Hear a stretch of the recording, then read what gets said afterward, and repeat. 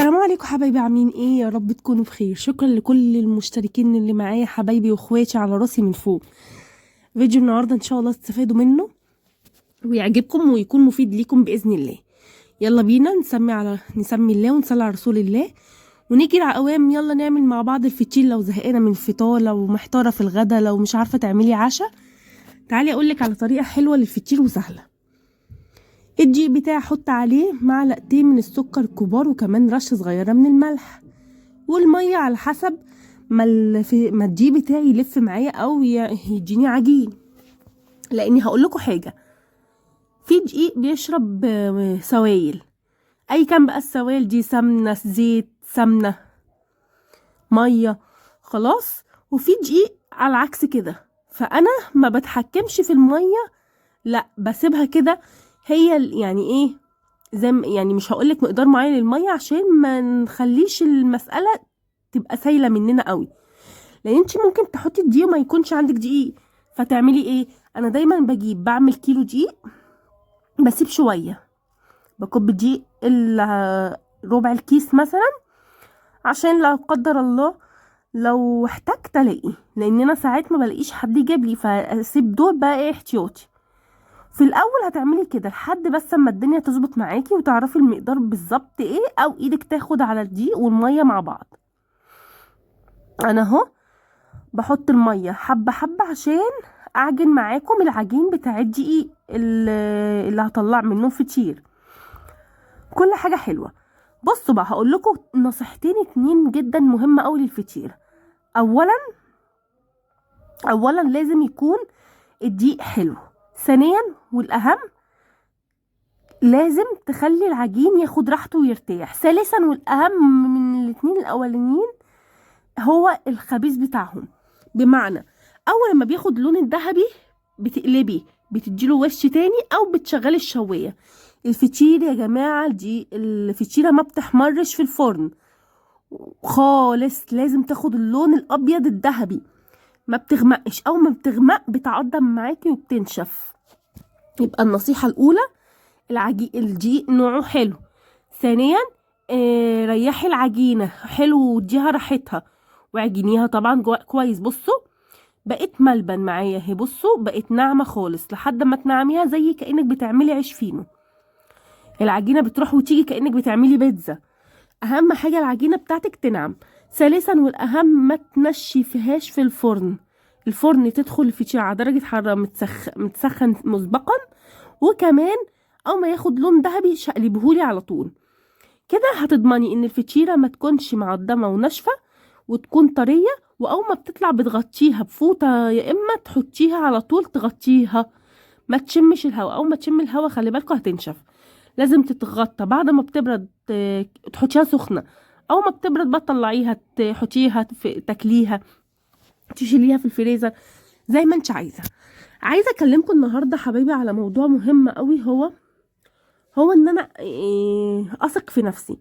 بصوا، هو انا لو وثقت في نفسي وقلت ان انا هطلع من تحت ايدي حاجه كويسه، هل ده كده حاجه وحشه؟ بالعكس، انت بتدي لنفسك طاقه ايجابيه، وفي نفس الوقت بتشجعي نفسك، لان انت مش هتلاقي اللي يشجعها. خلاص. فانت دايما اسعي واطلبي الرزق من الله، وكمان ارمي حمولك على ربنا، ودايما خليكي واثقه في ربنا، لان ربنا عند حسن عبده بيه. فدي نقطه نفسي كلنا نعملها وانا قبلكم. الثقه بقى في النفس ده بينتج عنها حاجات كتير قوي. يعني انا واحده زمان، ما اكدبش عليكم، انا كنت بدي اقتراحات كده، بقول كلام عادي، فكري كلام عادي، لقيت ان اللي بيسمع لي هو اللي بيهتم وبيعمل بكلامي. والله يا جماعه، فندمت، لقيت لا، انا كده اثق في نفسي، انا بحسب الكلام بتاعي كلام عادي، لا ما طلعش عادي ولله الحمد. بس زعلت، لان غيري اللي استفاد. خليكي دايما واثقه في ربنا وواثقه في نفسك، لان احنا ربنا كرمنا، احنا البني ادم ربنا كرمه وعززه. فاحنا ليه ما نكرمش نفسنا؟ ومش هقول لكم ان احنا نثق في نفسنا ان احنا نديها اكتر من حجمها. بس قبل ما اكمل كلامي، هنا بقى بعد ما خلاص عجنتها حلوه قوي، دهنت البوله بتاعتي من تحت زيت ومن فوق كمان غلفتها بالزيت. ليه؟ عشان ما تنشفش، عشان كمان تبقى كده واخده راحتها. هتسيبيها من ربع ساعه لساعه، مش اكتر من كده. هتريحيها اول مره. حضرت عندي زبده او سمنه بلدي او حتى سمنه عادي بتجهزيها. بس خدي بالك لو استعملتي سمنه بلدي مفيش مشكله، لكن في حين لو استعملتي سمنه اي نوع تاني هتجيبي السمنه البلدي من عند مستلزمات الحلواني وهتحطيها في تسييحه السمنه، تديكي ريحه وطعم فظيع جميل قوي. انا بستخدم الريحه دي بصراحه في السمنه اللي انا بستخدمها العادي. ممكن بقى تستخدميها في كل الحلويات اللي هي ايه الشرقيه، مثلا عايزه تحطيها في البسبوسه، الكنافه، الفطير، القرص، القراقيش، الحاجات دي بتحب ريحه السمنه قوي يا جماعه، كحك. فخدوا بالكم من النقطه دي. هاجي بقى مش هقول لكم هقطعها كور وكلام من ده، لا هقطع على طول كده، هوفر خطوه. العجينه عندي في البوله، هبدا اقطع منها ايه حتت كده على قد كف، يعني كرة صغيرة او الليمونة الكبيرة. هفرد بقى بالخليط بالسمنة بتاعي اهو. بصوا طالما العجينة بتاعتك بدأت تتفرد بسهولة، حتى لو اتقطعت مفيش مشكلة. خلاص افرجي فرجي فرجي فرجي لحد ما تفرد معاكي وتبقى حاجة كده. بصوا بسم الله ما شاء الله. اول نجاح ليها قدامك هو فرد العجين. لو اتفرد معاكي كويس يبقى انت مريحاه كويس، عطشاه حقها في العجن. فدي نقط هتعرفي ان انت ماشيه صح. بص انا هبدا اعمل كده ما بين كل طبقه وطبقه هحط زيت، سوري اسفه، هحط سمنه الفطير يعني سمن. خلاص كده نرجع بقى لمرجوعنا للموضوع اللي احنا كنا بنتكلم فيه. فانا كنت بقول لكم الثقه، فدي نقطه خلتني يعني اخد بالي اقف في محطه معينه وابص لها كويس جدا من عين تاني، يعني بعين اوسع. واخدين بالكم؟ بس فانا عايزه انقل لكم تجربتي عشان تستفادوا منها. لو حد زيي فعلا يا جماعه يحاول ياخد يعني ريست كده وبريك، ويقف مع نفسه شويه ويشوف نفسه هل هو فعلا بيقلل من قدره قوي ولا هو فعلا بيقدر نفسه.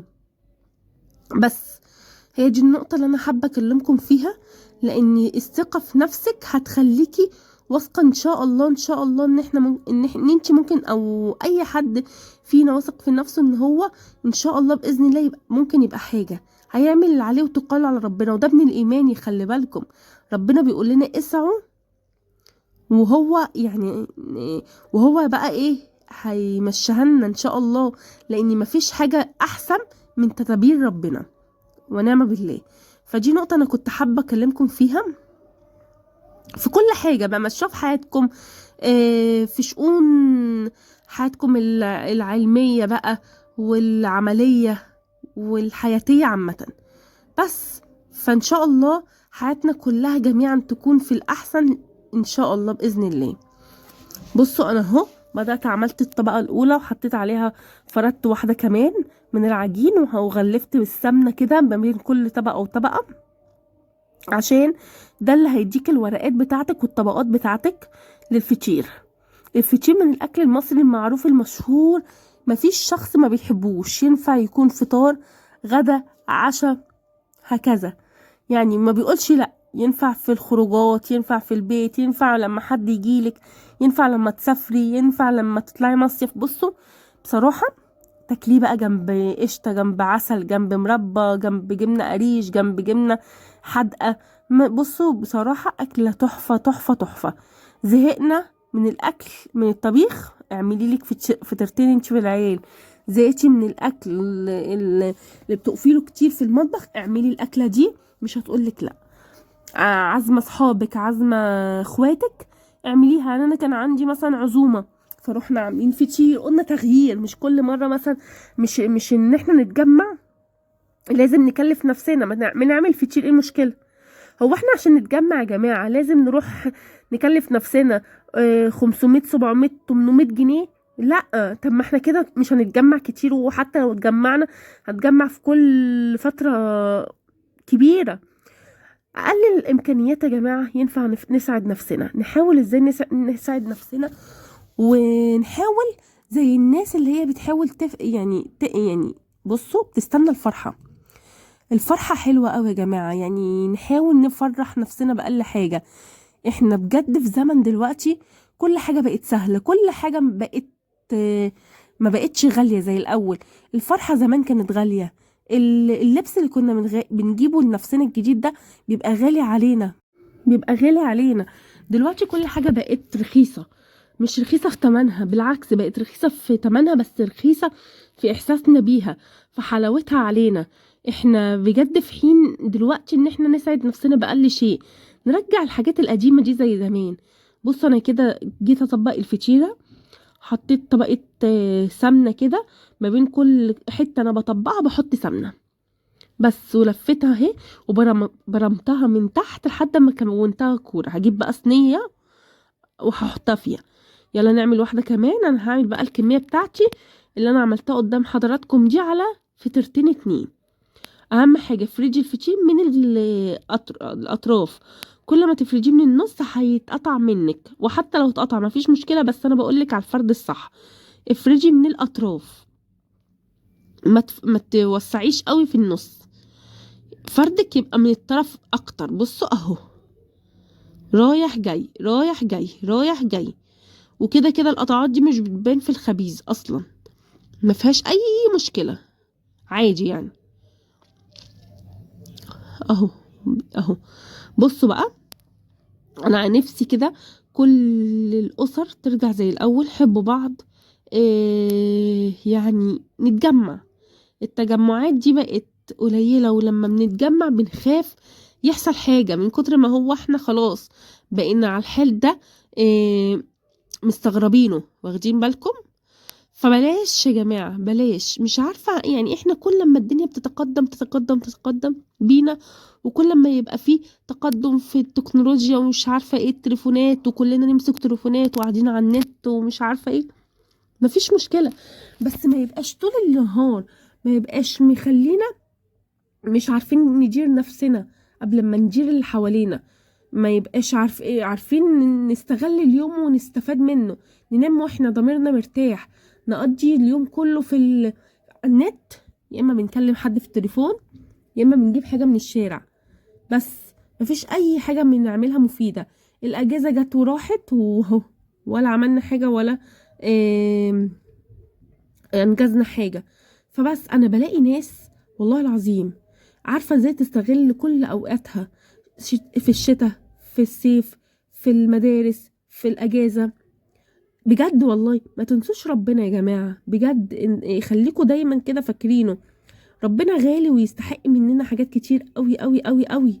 خلي كده في يومنا نفتكر ربنا بحاجات مهمة مفيدة، الأذكار، القرآن، لو حتى سطرين، لو حتى صفحة، خلاص الحاجات دي بجد مهمة. أنا حابة إن أنا أشجعكم عليها، وحابة إن أنا يعني أنبهكم ليها، إن ربنا فعلا يستحق حاجات كتيرة جدا مننا حلوة والله يا جماعة. تعالوا بقى هنا شوفوا أنا بخبزه إزاي.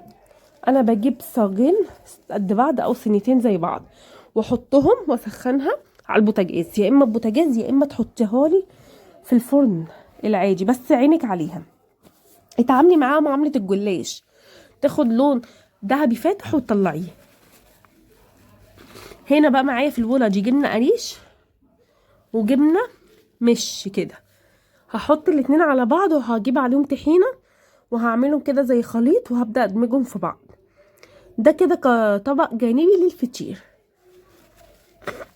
بصراحة الفطير الله يعني، اللهم صل وسلم بارك على محمد، طلع رائع، حلو قوي، يستاهل بقكم بجد.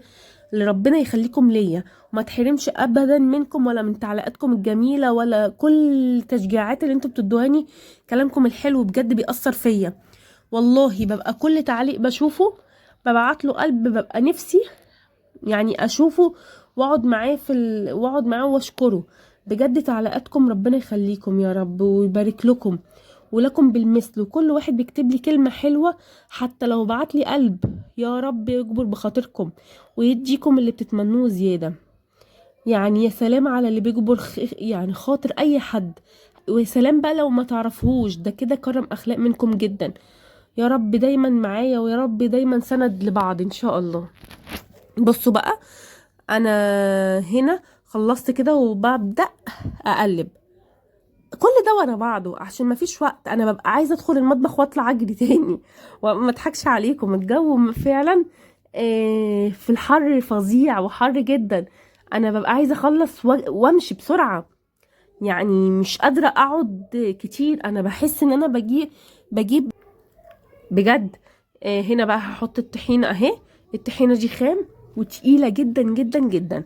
هقلبها معاها. انا بحب طعم الطحينه قوي في الجبنه الحادقه من اللي مع الفطير. هنا بقى ممكن تحطي اي حاجه، دي انا عاملاها قدامكم بس ايه كتجربه كده كنوع من انواع الحاجات اللي ممكن تحطيها جنبه. ممكن بقى عندك عسل، حته جبنه بيضه، فيتا، جبنه براميلي، جبنه قديمه، بس ممكن تحطيها حتتين خيار قطعيها. الفطير مش هيقولك لا. بصراحة أكلة حلوة ومشبعة في نفس الوقت. أتمنى فيديو النهاردة حبايبي يكون عجبكم. يا رب دايما أشوفكم على خير. ببعت لكم كل احترامي وتقديري لكل اللي بيشوفني على القناة. إن شاء الله أكون عند حسن ظنكم، وإن شاء الله في الأحسن بإذن الله. اتمنى فيديو النهارده تكونوا استفدتوا منه، وان شاء الله اللي هيعمل الطريقه دي ولو حتى كان اول مره واخد يعني التعليمات اللي انا قلت لكم عليها، والله عن تجربه انا بقالي سنين بحاول اعمله. فشل معايا فشل كتير قوي، مش هكدب عليكم واقول لكم من اول مره طلعته حلو فله. لا، فشل معايا كتير وكتير رميت وكتير هتحرق وكتير طلع معايا ناشف ومقرمش وبيوجع السنان وشكله ما تروحيش ان هو فطير، تحسي ان هو عيش. كل ده انا اتعرضت له. فدي تجربتي والله العظيم. بصوا، طلع بالطريقه دي خشاف خشاف. انا في الاخر اكتشفت ان هو عيب دقيق مش اكتر. وعيب خبيث كمان، فكنت بسيبه لما بيحمر. النصيحتين دول لو اتعاملتوا معاهم لا زي ما انا قلت هيطلع معاكم زي الفل. اشوفكم في فيديو جديد في حفظ الله وامنه. مع الف سلامه.